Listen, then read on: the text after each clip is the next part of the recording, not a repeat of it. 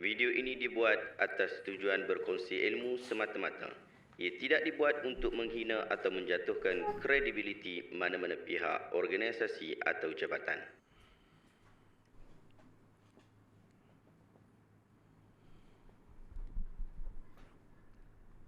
Assalamualaikum warahmatullahi wabarakatuh. Saya Syekh Habudin. Terima kasih banyak kerana anda berada di channel YouTube saya dan terima kasih banyak jika anda telah tekan butang subscribe. Kalau belum tekan butang berkenaan, tekan butang itu sekarang. Jika ada video-video yang bermanfaat, insya-Allah akan ada di feed YouTube anda. Sahabat-sahabat, baru-baru ni saya ditanya berkaitan tentang isu qada ataupun bayaran fidyah kepada orang yang meninggalkan puasa disebabkan dia menyusu anak dia ataupun disebabkan dia mengandung. Jadi persoalan ini telah dijawab oleh ulama-ulama kita sebelum ini dan saya nak tarik anda untuk kita tonton dua video daripada dua tokoh agamawan yang ada di Malaysia ni, Dr. Mazhar dan juga Dr. Rozami, yang mereka memberikan ulasan berkaitan tentang isu ini. Selepas kita tengok video tu, kita berikan ulasan kita, pendapat yang kita pilih di dalam hal ini. Inna dina yusr walan yushaddad dina ahadun illa ghalabahu. Agama ini mudah dan tak ada orang yang memayah-mayahkan, melainkan agama akan payah untuk dia. Kita amalkan agama sesuatu yang menyebabkan kita boleh terus mengamalkan agama dan tidak mencari jalan untuk menyusahkan diri kerana agama. Melainkan benda yang Allah fardukan, macam jihad, kita tak ada pilihan. Kena matilah. Untuk kena berjihad tu pun Allah Taala tak suruh kita pergi mati. Nabi kata la tatamannu liqa'al adu fa idza laqitumuhum fasbutu. Jangan kamu bercita-cita mencari musuh, jika kamu jumpa juga musuh maka kamu kena sabar. Kamu kena tetap, jangan berganjak. Agama tak suruh kita menyusahkan. Bila Allah suruh puasa, Allah kata yuridullahu bikumul yusra wa la yuridu bikumul usra. Allah mahu daripada kamu senang, Allah tak mahu daripada kamu susah. Kadang-kadang ada hukum agama yang kita kata, mana setengah orang dia rasa senang sangat kot, takkan agama kot. Tak, agama bukan soalan senang susah. Bila ada teks yang membenarkan daripada Quran ataupun sunnah, maka itulah agama, walaupun kita lihat senang. Ada orang tanya tentang pandangan Ibnu Abbas. Ibnu Abbas dalam riwayat At-Tabari umpamanya, syarat Tabari memenuhi syarat hadis Muslim dalam sanad itu, meriwayatkan bahawasanya Ibnu Abbas kata tentang wanita yang hamil semasa bulan puasa dan wanita yang menyusu. Orang tanya Ibnu Abbas. Ibnu Abbas kata tentang yang hamil, idza khafatil hamil ala nafsiha wal murdi' ala waladiha fi Ramadan yuftiran wa yut'iman makana kulla yaumin miskinan wala yaqdiyan sawma. Wanita yang hamil, yang bimbang tentang diri dia, kalau dia mengandung nanti takut dia tak larat bila dia puasa dan seumpamanya, ataupun wanita yang menyusukan anak, yang bimbang nanti bila dia puasa anak dia tak cukup susu dan seumpamanya. Ditanya Ibnu Abbas radhiyallahu anhuma, kata Ibnu Abbas, maka dia boleh berbuka puasa dan digantikan bagi setiap hari yang dia tinggal itu fidyah, makanan untuk orang miskin, dan dia tidak perlu menggantikan puasa, tak perlu ganti. Itu mazhab Ibnu Abbas. Dan hal yang sama disebut oleh Ibnu Umar, bahawasanya Ibnu Umar kata bila orang wanita tanya bahawasanya dia mengandung, bolehkah dia buka puasa, iftiri wa tu'imi an kulli yaumin miskinan wala taqdi. Dalam riwayat Ad-Darqutni, kamu buka puasa dan ganti setiap hari itu dengan fidyah dan tak perlu qada puasa. Orang kata mana boleh, senang sangat. Tak, agama kesian kat ibu. Dia kalau menyusu tentu dah sebulan. Kalau dia mengandung tentu dah sebulan. Kalau dia nak qada pula sebulan. Dia tak sama dengan orang haid 2-3 hari ya. Agama bagi rukhsah pada. Ada orang kata tak, ada pandangan. Saya tahu ada pandangan mazhab yang macam lain. Ini masalah khilafiyah. Kalau ada orang dia tak, saya nak qada dan saya nak bayar fidyah, terpulanglah, tak apalah. Tapi kita bagi tahu ada teks daripada para sahabat yang menyatakan dia boleh bagi fidyah dan tidak perlu qada. Orang kata tak boleh lah, senang sangat. Ingat senang ada nak qada sebulan kan? Dia menyusu anak lagi dan bukan dengan pilihan dia, dan melahirkan zuriat juga. Menyusu anak adalah satu ibadah dan mengandung juga adalah satu perkara yang dianggap satu kemuliaan di dalam agama. Okey, itu video lama daripada Dr. Mazhar dan sekarang pun dia membawa pandangan yang sama. Kemudian kita tengok pula video daripada Dr. Rozami yang saya tengok dekat upload tu, dia baru upload 1 tahun. Maksudnya tak lama sangatlah video ni. Jadi video Dr. Rozami yang sedang memberikan penjelasan pada isu yang sama. Untuk wanita yang kerap bersalin yang mana dia tak sempat untuk mengqadakkan puasa dia yang ditinggalkan ketika dia mengandung, bolehkah dia memilih untuk membayar fidyah saja tanpa qada? Khilaf di kalangan para fuqaha. Ada riwayat daripada Ibnu Abbas mengatakan orang perempuan yang mengandung dan bersalin ni, menyusukan ni, dia tak perlu qada, dia hanya bayar fidyah sahaja. Ada riwayat daripada Ibnu Abbas, tetapi pandangan ni disanggah oleh beberapa orang sahabat yang lain. Maka boleh, saya berpandangan lebih utama untuk qada, sehingga kan sebab qada ni dia tak terhad dengan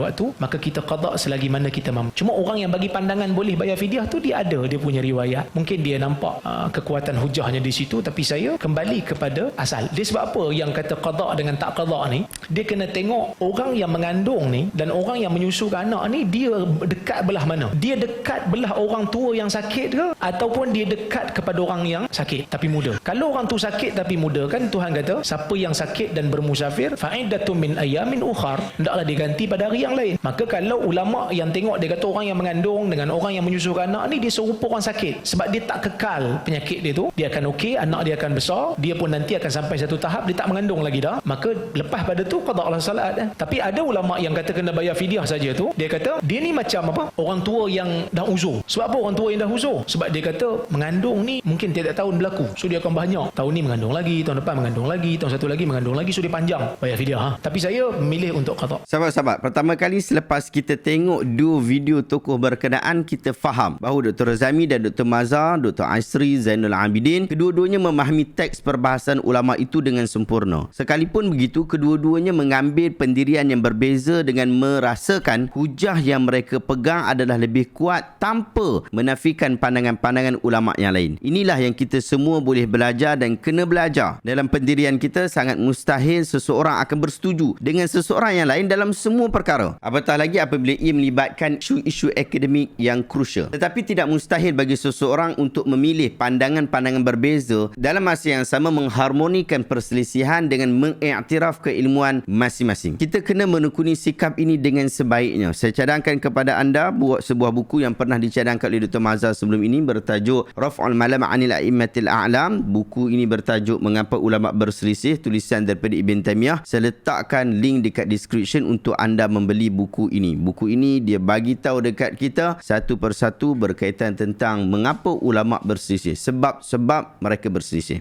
Kedua, sahabat-sahabat, para ulama telah bersepakat bahawa sekiranya perempuan hamil atau menyusu, kemudian dia tak puasa kerana bimbang atas keselamatan dirinya, boleh jadi bimbang kesihatannya akan merosot, dia dibolehkan untuk berbuka puasa secara mutlak dan dia wajib untuk qadakkan sahaja disebabkan bimbang terhadap diri dia tanpa dia perlu bayar fidyah. Tetapi perselisihan itu berlaku pada isu jika ibu bimbang atas keselamatan dirinya dan kesihatan anaknya, ataupun kesihatan anaknya tanpa melibatkan kesihatan dirinya. Adakah wajib untuk qadakkan keadaan seperti ini, ataupun hanya wajib kepadanya fidyah, ataupun diwajibkan kedua-duanya? Untuk pengetahuan sahabat-sahabat, sebelum kita sembang lanjut berkaitan tentang hukum ini, nak kena maklum juga apakah yang dimaksudkan dengan fidyah. Fidyah ni adalah bayaran sebanyak secupak beras bagi bilangan hari yang ditinggalkan. Kalau di negeri Selangor, tempat yang saya duduk ni, kadar fidyah berbeza-beza mengikut beras yang mampu dimakan setiap hari. Jika biasa kita makan beras super special tempatan, maka bayaran fidyahnya ialah RM2 sehari. Kalau biasa makan beras wangi, beras poni atau beras-beras pertengahan, maka bayaran fidyahnya adalah RM4 sehari. Dan kalau kaya sungguh sehingga mengamalkan basmati, beras Jepun dan beras-beras premium, beras-beras import dan seumpama dengannya, maka kadar fidyahnya juga lebih mahal sedikit, iaitu RM6 sehari. Tetapi kalau hang ni memang sakit, lalu dengan sebab itu hang kena makan basmati ataupun kena makan beras import, maka dia boleh memilih jenis beras yang pernah dia makan pada waktu sihat dahulu, lalu dia bayar zakat berdasarkan kepada jenis beras yang dia pernah makan dahulu. Kalau kita ambil kiraan yang paling mahal untuk bayaran fidyah ni, kalau kita kata RM6 kalikan dengan 30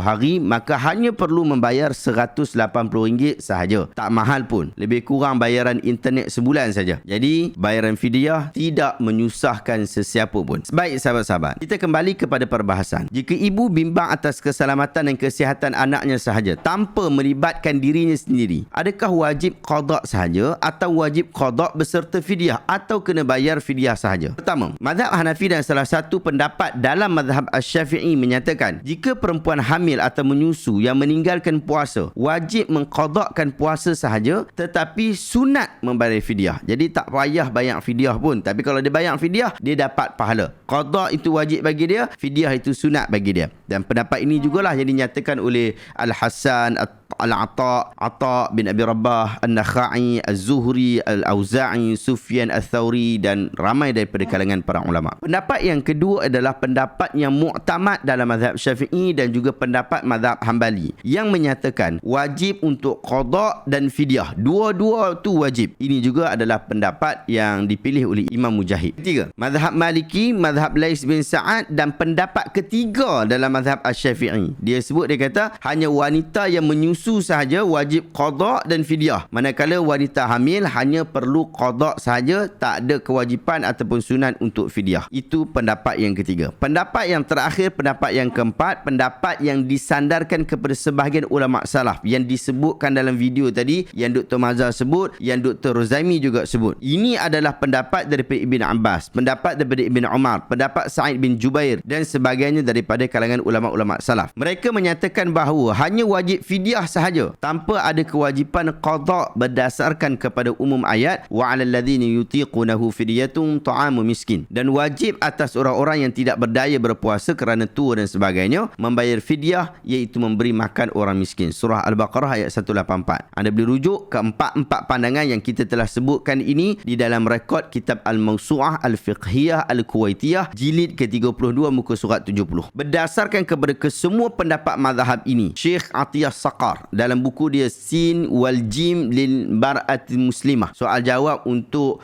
perempuan muslim, mengatakan bahawa boleh saja untuk memilih salah satu daripada pendapat-pendapat yang telah kita sebutkan. Namun Dr. Yusuf Al-Qaradawi rahimahullah di dalam kitab Fiqhus Siyam mengatakan bahawa pendapat yang rajih ialah pendapat yang dikemukakan oleh Ibn Abbas radhiyallahu anhuma, dan itulah pendapat yang juga dikukuhkan oleh Dr. Muhammad Asri Zainul Abidin. Mengambil salah satu daripada mana-mana pendapat para ulama ini dianggap mengikuti sunnah Rasul sallallahu alaihi wasallam, insya-Allah. Cuma saya nak bersetuju dengan keadaan orang perempuan yang setahun mengandung, kemudian tahun depan menyusu, kemudian mengandung balik, kemudian menyusu lagi, sehingga ia menjadi rutin dan kesukaran bagi dia untuk qada. Kalau diwajibkan qada kepada dia, jenuh dia sebab mungkin sebulan ataupun hampir sebulan dia tak puasa. Lalu dia kena tunggu qada selepas beranak. Lepas beranak, waktu dia menyusu, dia kena qada, tapi dia tak mampu untuk qada disebabkan dia menyusukan anak dia. Jadi dia kena ulang balik, dia kena pergi tambah lagi tahun depan. Tahun depan dia mengandung lagi, dia menyusu lagi, bertambah lagi qada dia. Akhirnya dia akan memberikan kesukaran kepada diri dia. Maka orang yang berada dalam situasi seperti ini boleh saja dia mempertimbangkan mazhab Ibn Abbas kerana berlaku kesukaran untuk mereka qada. Lalu yang mudah kepada mereka adalah membayar saja fidyah. Wallahu ta'ala a'lamu bisawab. Adakah anda rasa video hari ini bermanfaat? Adakah anda dapat ilmu daripada perkongsian kita pada hari ini? Jika anda rasa video ini okey, bermanfaat, tekan butang share. Semoga orang lain juga mendapat manfaat yang sama. Jangan lupa sahabat-sahabat, sekarang saya tengah kempen untuk anda berada dalam komuniti kita sendiri, iaitu komuniti di dalam Koperasi Usaha Ilmu, Koperasi Usahawan Ilmu Prihatin Rakyat Malaysia Berhad. Anda boleh daftar keanggotaan pada hari ini. Banyak projek-projek kita yang telah kita susun untuk memberikan kemudahan di dalam projek memandaikan umat dengan ilmu. Daftar di website usahailmu.com. Terima kasih banyak. Assalamualaikum warahmatullahi wabarakatuh.